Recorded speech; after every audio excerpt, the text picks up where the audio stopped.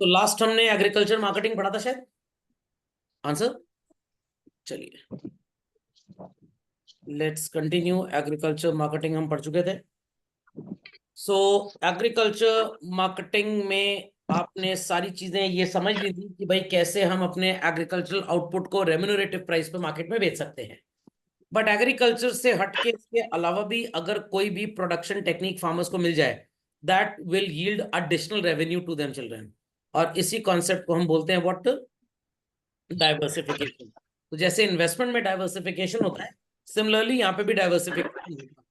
It provides extra profitable employment for rural people. और इसकी जरूरत क्यों पड़ती है बच्चों? इसकी जरूरत इसलिए पड़ती है क्योंकि क्या साल भर खेती बाड़ी का काम चलता है? नो, सीजनल एक्टिविटी है ये। तो farming is seasonal, so called employment you can say. But कुछ बच्चे बोलेंगे नहीं सर, साल भर तो खेती कर सकते हैं, 4 महीने एक चीज की खेती करें, 3 महीना एक चीज की खेती करें। बट जब आपने हार्वेस्टिंग करी उसके कुछ दिन तक आपके पास समय होगा, मान लीजिए हफ्ते 10 दिन तक, कि आप उस पर्टिकुलर एग्रीकल्चर प्रोड्यूस को बेचें और दूसरे की बुआई चालू कर दें, प्लॉइंग स्टार्ट कर दें। बट फर्स्ट टाइम जब आपने प्लॉइंग, या सेकंड टाइम कभी भी प्लॉइंग आपने कर दी, उसके बाद मशीन तो है नहीं गोल गोल घुमाना है बैठ के, वो फसल अपने समय के हिसाब से ही ग्रो करेगी। तो मान लीजिए आपने 3 महीने के लिए कोई फसल लगाई और 6 दिन 8 दिन के अंदर आपने प्लॉइंग कंप्लीट कर ली, पूरी प्लॉइंग कंप्लीट कर ली। अब प्लॉइंग कंप्लीट होने के बाद, आई रिपीट, प्लॉइंग कंप्लीट होने के बाद 3 महीने बाद हार्वेस्टिंग होनी है। क्या इन 3 महीनों में कोई काम है आपके पास? आपके पास कोई काम नहीं है। तो इस समय पे आप क्या कर सकते हैं? डाइवर्सिफिकेशन कर सकते हैं। खोपड़े में बात गई। तो मेरे को ये बात थोड़ी कम, मेरे मोहल्ले में एक चुरमुरे वाला आता था। मैं उससे एक बार पूछा, तुम आते हो 1-2 महीने के लिए फिर गायब हो जाते हो, फिर आते हो 1-2 महीने के लिए फिर गायब, तुम जाते कहाँ हो? मेरे को लगा कहीं अलकायदा का मेंबर तो नहीं है, स्लीपर सेल का काम तो नहीं कर रहा है। तो फिर बताया कि बाबूजी हमारी खेती है गाँव में, तो जब प्लॉइंग सीजन होता है तब हम जाते हैं, बुआई वगैरह करा के आ जाते हैं, कुछ दिन रेस्ट कर लेते हैं, साथ रहते हैं, फिर शहर में चुरमुरा बेचने निकल लेते हैं। और फिर जब कटाई का सीजन होता है फिर चले जाते हैं, कटाई कराते हैं, अगली फसल की बुआई कराते हैं, तो उसमें ज्यादा टाइम लगता है, फिर यहाँ चले आते हैं। That is called as diversification. तो क्रॉपिंग पैटर्न अगर चेंज हो जाए, मान लीजिए कोई एक फसल 8 महीने के लगी है, तो डाइवर्सिफिकेशन की जरूरत ज्यादा है, वो 8 महीना खाली बैठा हुआ है। बट अगर फसल हर दूसरे तीसरे महीने चेंज हो रही है, साल में 4 बार खेती करने का मौका उसको मिल रहा है, तब डाइवर्सिफिकेशन की जरूरत थोड़ी कम पड़ेगी। तो साल में अगर 4 बार उसको ploughing harvesting, ploughing harvesting, ploughing harvesting, ploughing harvesting करनी है, मान लो 10 दिन लग रहा है प्लॉइंग के लिए, तो 4 साइकिल्स में 40 दिन तो उसके खप गए। और 6 दिन लगता है हार्वेस्टिंग में, तो 4 साइकिल्स में 24 दिन ही हो गए। 84 डेज, अराउंड 3 मंथ्स वो साल भर में बिजी रहेगा। वो ऐसा एम्प्लॉयमेंट ढूंढेगा जो बाकी 9 मंथ्स के लिए उसको काम मिल जाए। शहर में आके लेबर का काम पकड़ सकता है, या अगर वो शहर नहीं आना चाहता, गांव में पोल्ट्री फार्म खोल सकता है, कुछ भी काम कर सकता है वो। Shifting of labour force from farming sector to the non farm sector, मैंने आपको बोला ना कि भाई वो शहर में भी आ सकता है, लेबर वर्क कर सकता है। टेम्परेरी एम्प्लॉयमेंट, किसी ऑफिस में 2-3 महीने गार्ड की नौकरी कर लेगा या पीएन की नौकरी कर लेगा, 15 दिन जाएगा, छुट्टी लेके फिर वापस चलाएगा। तो like this also people do children. तो need for diversification is understood well by all. पक्का? चलते हैं आगे बच्चों। तो डाइवर्सिफिकेशन का मीनिंग लिखा जरूर होगा, आप ये 2 लाइन कोट कर लीजिए झटपट फास्ट। सो एग्रीकल्चरल डाइवर्सिफिकेशन मेथड्स में चेंज इन क्रॉपिंग मेथड का मतलब सबको कायदे समझ में आ गया। ये बात याद रखिएगा क्योंकि एमसीक्यू में अंडरस्टैंडिंग की जरूरत है। तोते की तरह सिलेबस आपको रटा रटा कोई फर्क नहीं पड़ता, इससे अंडरस्टैंडिंग बहुत क्लियर होनी चाहिए। अगर मल्टीपल क्रॉपिंग है तो डाइवर्सिफिकेशन बहुत कम होगा। सिंगल क्रॉपिंग है, डुअल क्रॉपिंग है, एक दो चीज साल भर में उगाते हैं, 6-7 महीने एक फसल रहती है, 4-5 महीने दूसरी फसल, तो डाइवर्सिफिकेशन की जरूरत कम होगी कि ज्यादा होगी बच्चों? ध्यान से सुनिएगा। साल में 2 फसल है, एक 5 महीने की, एक 7 महीने की। साल में 5 फसल है, हर 2-2 ढाई-ढाई महीने पे। कब डाइवर्सिफिकेशन की जरूरत ज्यादा होगी? जब 5 फसल है तब डाइवर्सिफिकेशन की जरूरत ज्यादा है। कॉमन सेंस लगाइए।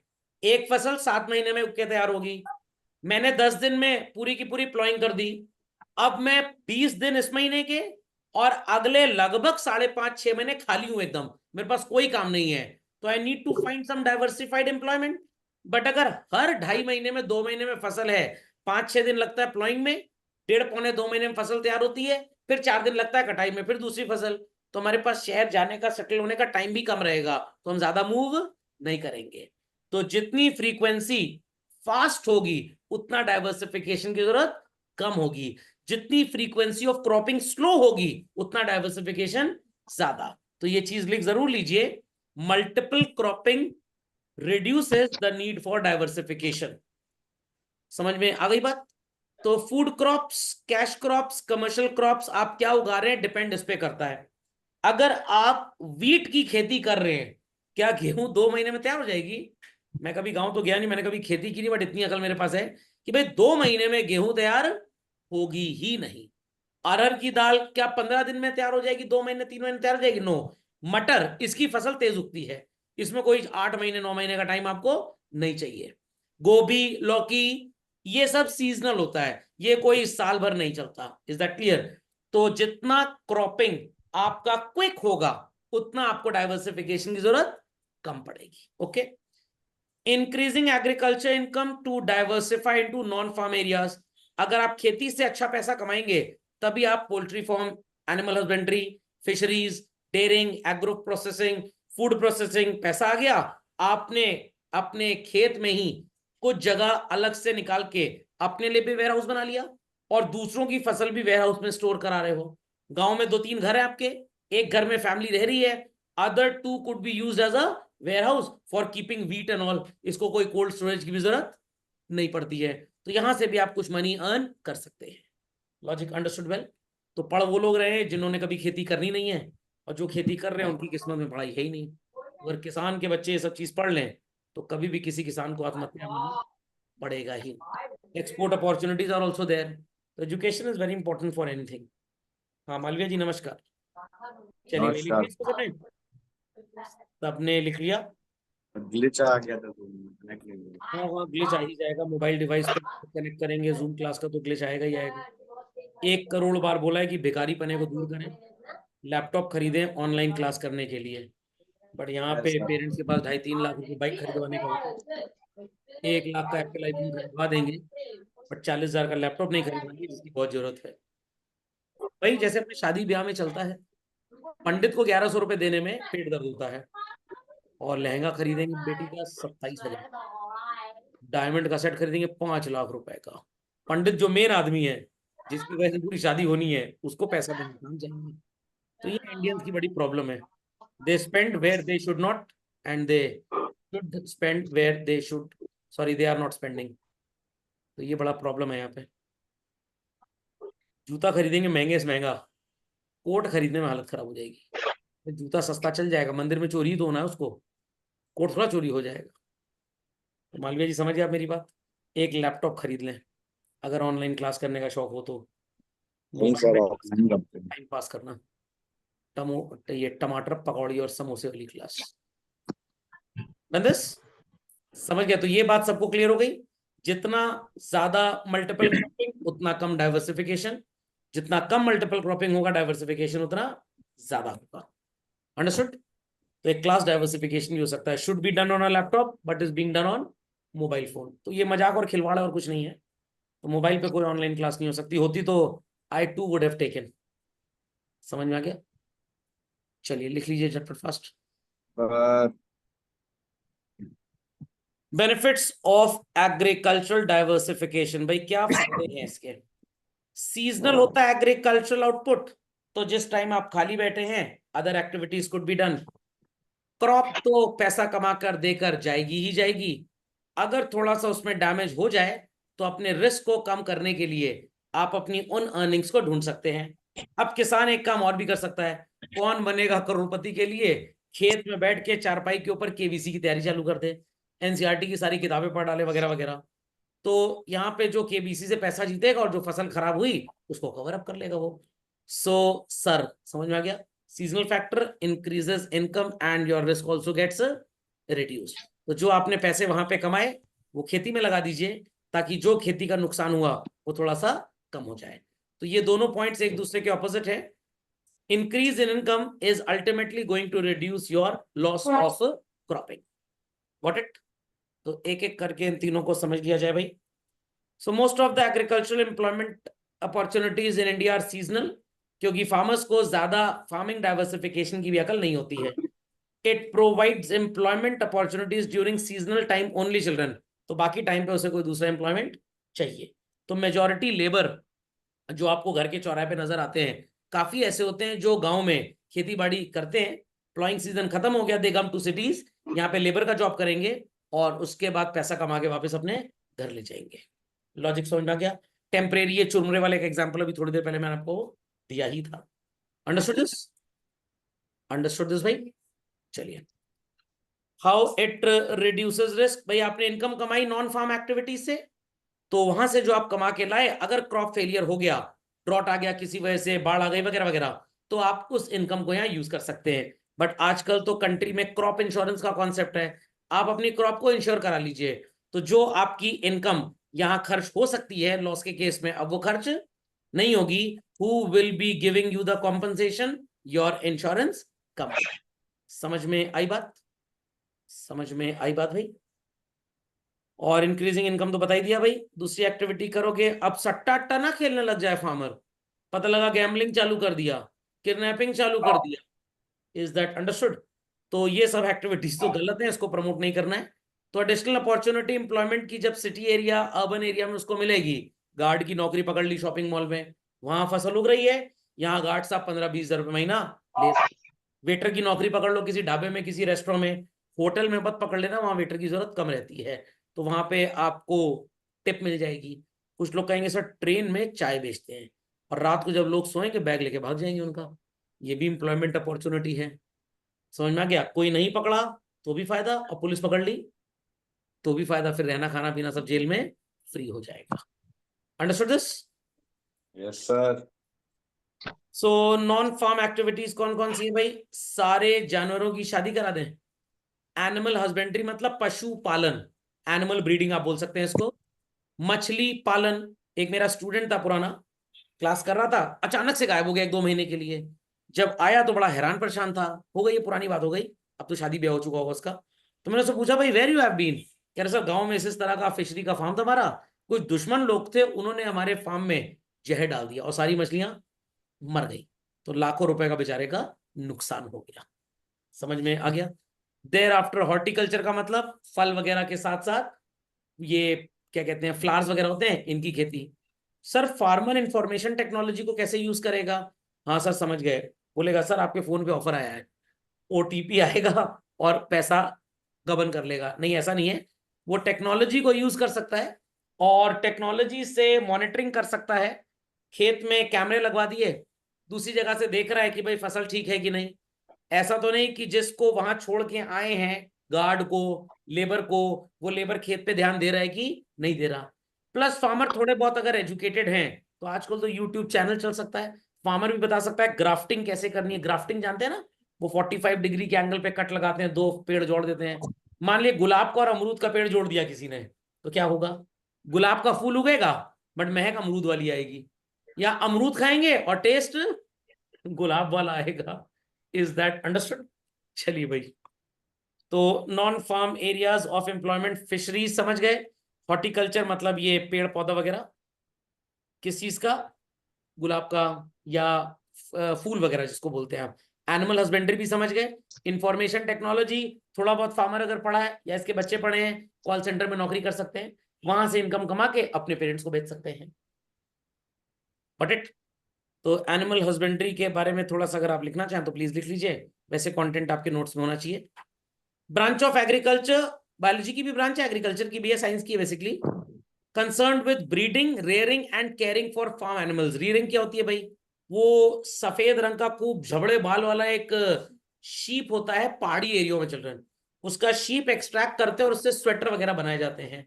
ऐसे ही एक खरगोश होता है, इसकी ब्रीड होती है अंगूरा, इसके गले में एक खास टाइप का सो कॉल्ड फर होता है जिससे अंगूरा की शॉल वगैरह बनाई जाती है। तो ये सब भी काम आता है।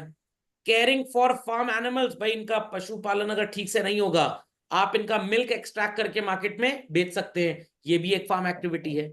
किसान के पास बहुत बड़ा सा खेत था, साथ में उसने गौशाला खोल ली, और मान लीजिए 10 गाय रख ली, और पूरे गाय भैंस का दूध निकला वो गांव को बिक गया, उससे प्रॉफिट हो रहा है। जो कंडी बन रही है काउ डंग केक, अमेजोन में मिलता है, 10 रुपए का एक था, मैंने पहले देखा था, अब 20-25 रुपए का हो चुका होगा। बच्चों से हैं सर ये भी मिलता है, हाँ ये भी मिलता है। और गौमूत्र बाबा रामदेव खरीद लेंगे पूरा का पूरा, पैक करके बॉटल में बेचेंगे फिर। अंडरस्टैंडिंग? तो these are non farm activities children. तो इसमें कैटल, गोट, डक, गूज ये सब आते हैं। डक तो जानते हैं क्या होती है? क्या होती है डक? हिंदी में क्या बोलते हैं डक को? बकरा? हाँ बत्तख। और गूज क्या होता है? अरे तीतर टाइप नहीं होता, वैसे ही। सो इनकम आपकी बढ़ जाएगी। और अगर खेती बाड़ी है, आप दूध वगैरह का भी काम कर रहे हैं, गाय भैंस आपने पाली है, तो घर में दूध की भी कमी नहीं। सर स्टारबक्स की तरह कैफेटेरिया गांव में खोल लेंगे, गाय बक्स। कौन सा? गाय बक्स या दूध बक्स या कॉफी बक्स। ट्रांसपोर्टेशन फास्ट हो जाएगा। कैसे फास्ट हो जाएगा सर? आपने अपने खेत में जो भी चीजें उगाई हैं, आपको बाहर कहीं जाना नहीं नौकरी करने के लिए। टाइम बीइंग खेत पे भी ध्यान रहेगा, गार्ड और लेबरर रखने नहीं पड़ेंगे। आप खुद ही दिन भर में केयर टेकिंग करिए अपने फार्म की। शाम को 2-3 घंटा गैये को चारा भूसा भैंस को खिलाकर दूध निकाल के मार्केट में बेचिए। तो सर इसमें ट्रांसपोर्टेशन कैसे फास्ट हुआ? अगर आपके पास ट्रैक्टर खरीदने के पैसे नहीं है, कुछ पहिए वगैरह का और वो बीच में कनेक्टर का इंतजाम कर लीजिए, लकड़ी से गाड़ी बना लीजिए और उसी में गेहूं बोरे में लाद के शहर में पहुंचा दीजिए। तो आपको ट्रांसपोर्टेशन के लिए किसी दूसरे थर्ड पार्टी की वेट नहीं करनी पड़ेगी। Is that understood? और घर की जो आंटी लोग हैं, गांव में किटी पार्टी तो होती नहीं है। कथा और भागवत भी आजकल कम होने लग गई है, ये लोग भी इंस्टाग्राम बहुत चला रही हैं आजकल। समझ में आ गया? तो इनका पति कह रहा है इंस्टाग्राम चलाने से अच्छा 250 ग्राम दूध किसी घर में बेचो जाकर, 250 250 ग्राम के 4 पैकेट बना के गेहूं बेचो, तो फसल उगने से फायदा ज्यादा हो जाएगा। तो दिन भर अगर खाली बैठी रहेंगी तो खर्चा करेंगी, अमेजोन पे ये ऑर्डर करते हैं वो ऑर्डर करते हैं, फ्लिपकार्ट और मिंत्रा इनको पता लग गया है बिग बिलियन डेज आने वाले हैं। समझ में आ गया? ये भी बिग बिलियन डेज में चली जाएंगी, काम धाम में लगी रहेंगी, तो आलतू फालतू की चीजों में ध्यान कभी जाएगा ही नहीं। और बाहर से लोगों को एम्प्लॉय नहीं करना पड़ेगा, अपने घर के लोग ही काम कर रहे हैं। और ज्यादा जानकारी के लिए एक मूवी आई थी सांड की आंख, जहां पे 2 दादी जी निशानेबाजी सीखती हैं, वो देख लीजिएगा। उसमें आपको वुमेन एम्प्लॉयमेंट के ऊपर काफी कुछ नजर आ जाएगा। समझे बात को भाई? चलिए, distribution of poultry and life stock status, ये बच्चों आपको तोते की तरह रखना पड़ेगा, बिकॉज ये आपसे एनसीईआरटी टेक्स्ट है, आपसे पूछा जाएगा एग्जाम में। 22% कैटल एंड बफेलो, भेड़ बकरी की खेती में है, मतलब पैदावार में। 16% sheeps and goats. 61% into what is called as, ये 1% तो पिग में है, और ये 61% सर किसमें? They are into poultry.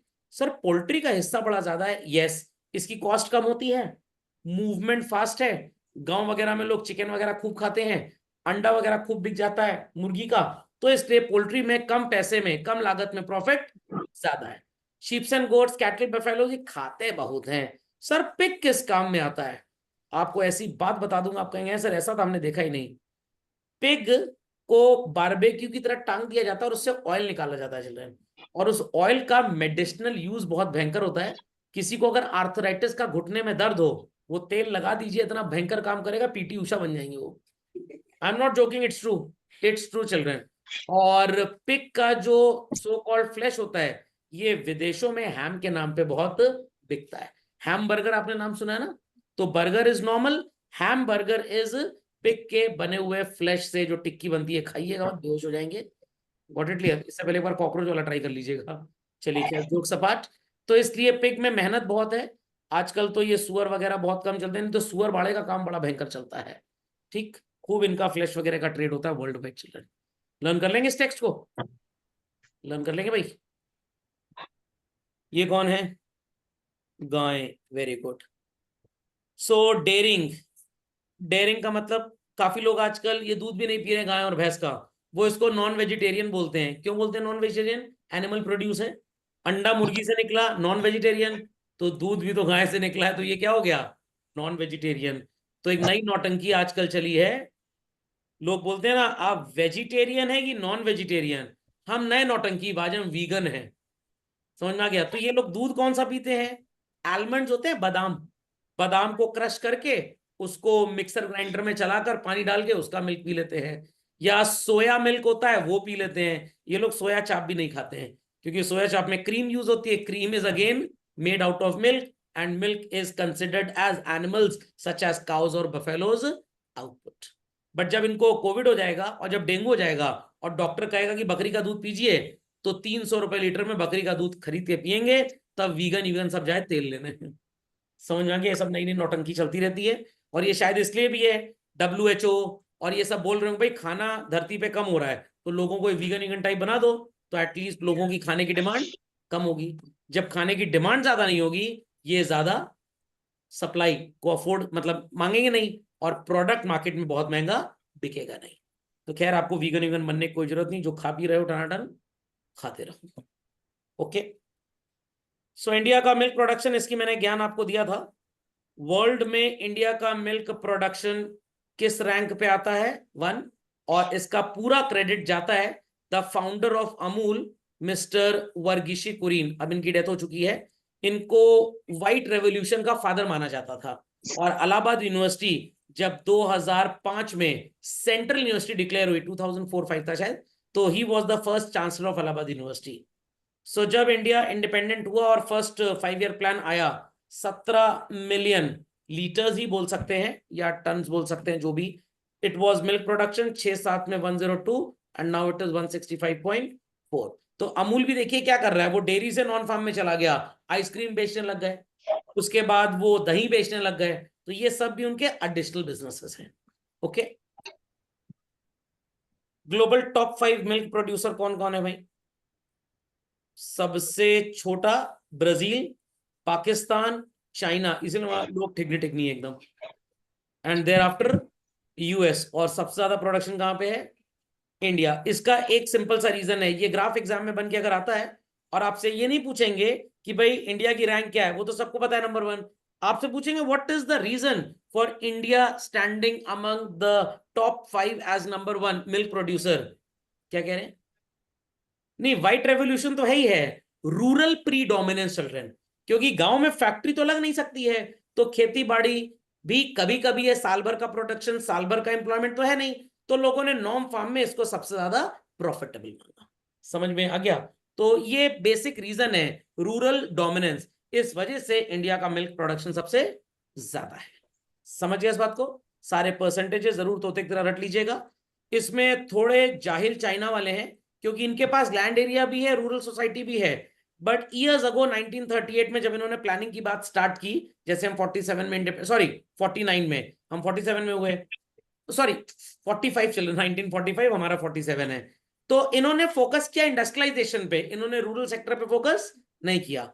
हमने इंडस्ट्रियलाइजेशन पे फोकस ही नहीं किया, दैट्स व्हाई हमारा मिल्क प्रोडक्शन ज्यादा है। ये तो देश ही एकदम चूरन टाइप है, तो इनसे क्या उम्मीद करेंगे? ये सब तो कहीं कंपटीशन में स्टैंड ही नहीं, मतलब ये दोनों तो स्टैंड ही नहीं करते हैं। ये गाना बना लिए थे ब्राजील वाला, इसलिए चल गया, और ये तो भाई वर्कशॉप है।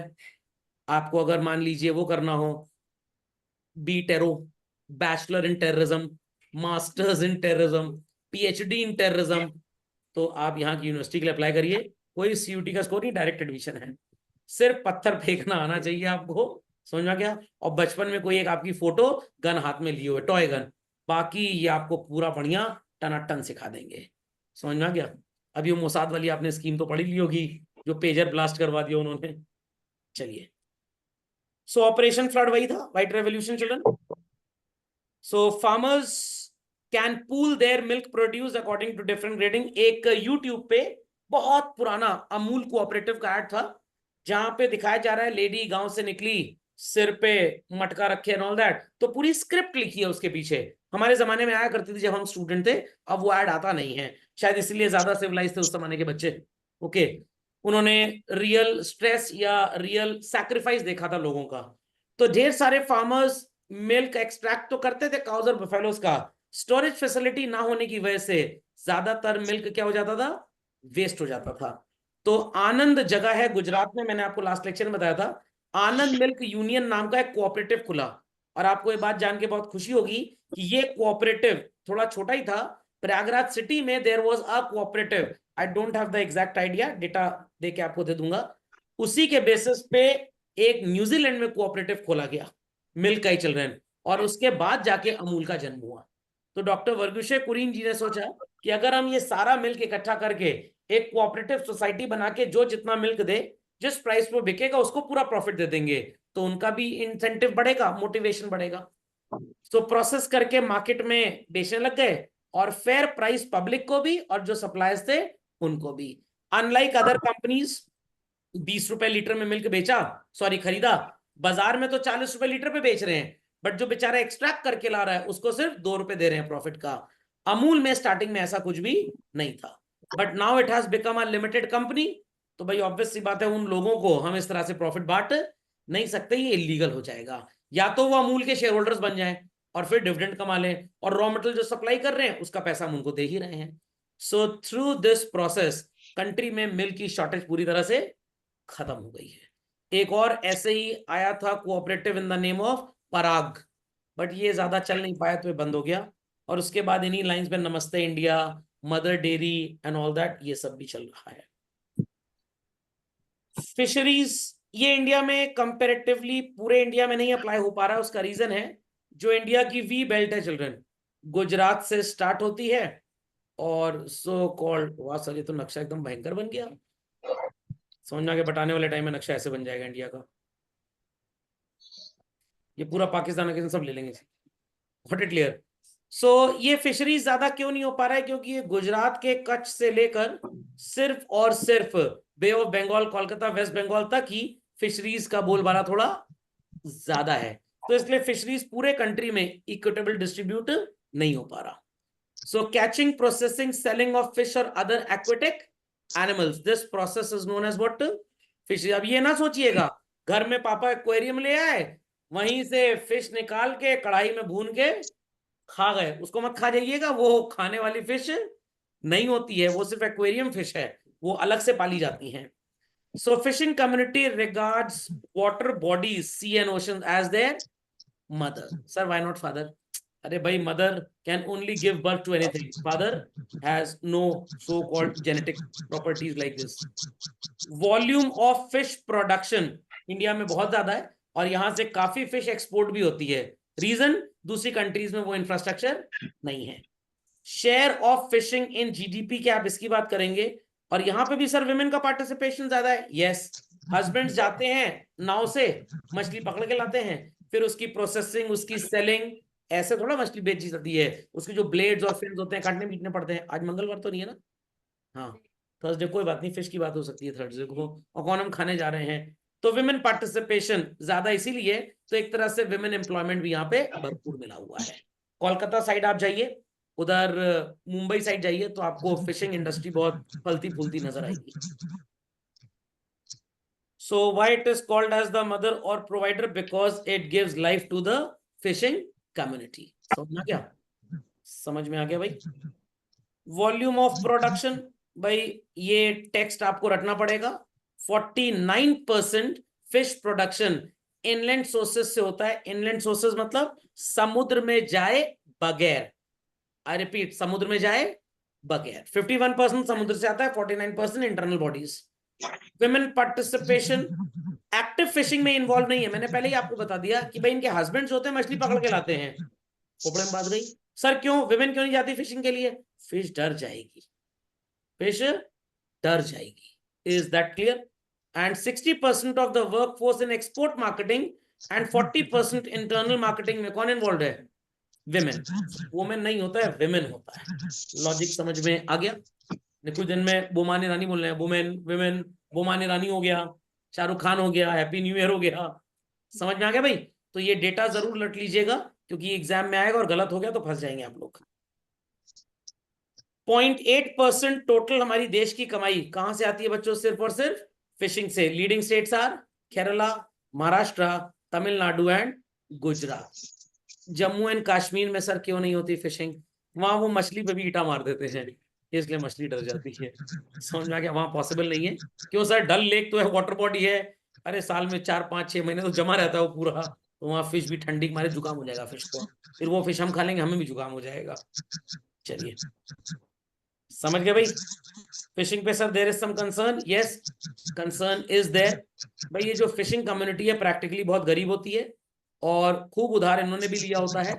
अब इस उधारी का एग्जाम्पल अगर देखना है तो शाहिद कपूर की, करीना कपूर की एक मूवी आई थी जिसमें करीना कपूर गूंगी बनती है। सुनील शेट्टी एक बिजनेसमैन होता है जिसके चाचा जी होते हैं मिस्टर ओमपुरी। और वो उधार देते हैं।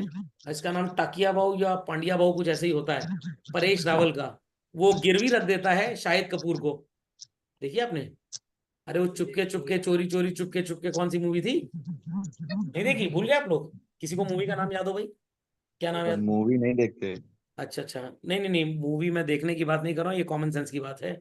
जरूरी नहीं कि जो केबीसी में 1 करोड़ का क्वेश्चन जीता हो वो अटॉर्नी जनरल ऑफ इंडिया रहा ही हो। ये तो ऐसे टाइप के बैल टाइप के लोग हैं। मतलब अगर डिबेट किसी को जज करना तो उसको सिर्फ अंग्रेजी आनी चाहिए बस, ये जरूरी नहीं है। समझ में आ गया? तो ये मूवी थी, उसमें दिखाया गया था कैसे परेश रावल ने इतना ज्यादा उधार ले लिया होता है। चुप चुप के थी ना? हाँ चलिए, प्रांजल राय जी ने हमको कंट्रीब्यूशन दे दिया आंसर का। चुप चुप के। तो उस मूवी में बात दिखाई गई है। तो उस मूवी को देखिएगा। गिरवी रख देता हूँ शाहिद कपूर को सुनील शेट्टी की फैमिली के पास, क्योंकि परेश रावल ने उस फैमिली से बहुत उधार लिया होता है। और कहता है जब मैं उधार चुकाने आऊंगा तब अपने भतीजे को छुड़ा के ले जाऊंगा। Per capita income is very low. क्यों? जितना मछली से कमाते हैं उतना ज्यादा कच्चा लिकर वगैरह इंटॉक्सिकेंट कंज्यूम कर लेते हैं, तो इनके पास पैसे होते भी नहीं है। प्लस पैसा कमाता कौन है? इनसे तो लोग मछली सस्ते में खरीदते हैं। जो एक्सपोर्ट करते हैं काफी पैसा वो कमाते हैं। और एक्सपोर्टर्स की कमाई 2 तरह की होती है, मछली भी बेचते हैं और मछली का पेट काट के उसके अंदर ड्रग्स वगैरह के इंटॉक्सिकेंट एक्सपोर्ट करते हैं, उससे भी कमा लेते हैं। अरे वो जुबान केसरी वाले का बेटा, सफेद पुड़िया। Mobility of labour to other sectors. क्यों? जो मछली पकड़ने का काम कर रहा है, सर उसको शहर ले आए, कहिए तुम चोर पकड़ो। अरे तो इसने कभी चोरी वाली मछली पकड़ी, चोर कैसे पकड़ लेगा? तो ये जो मछली पकड़ने वाले लोग होते हैं ये किसी दूसरे एम्प्लॉयमेंट के लायक भी नहीं होते हैं बच्चों। ओके, समझ में आ गया? What is the solution? Cooperatives के थ्रू इनको क्रेडिट फैसिलिटीज अगर दे दी जाए तो काफी लेस रेट ऑफ इंटरेस्ट पे इनको पैसा मिल जाएगा। और विमेन जो है, वर्किंग विमेन, इनको अगर थोड़ा सा एक्सपोर्ट के बारे में जानकारी दे दी जाए, कैसे बिजनेस करना है, खुद ये मछली पकड़कर पैक कर कर रिटेल मार्केट में या एक्सपोर्ट मार्केट में बेचने लग जाएं, तो they will be able to earn somewhat more. सुनाई पड़ गई बात भाई? तो this could be the solution. तो हॉर्टिकल्चर का कॉन्सेप्ट हम स्टार्ट करेंगे अगले लेक्चर में। चिल्ड्रन, समझ में आ गया सबको? फिशिंग ठीक से? चलिए, आज यस की सर। सेशन समाप्त होती है।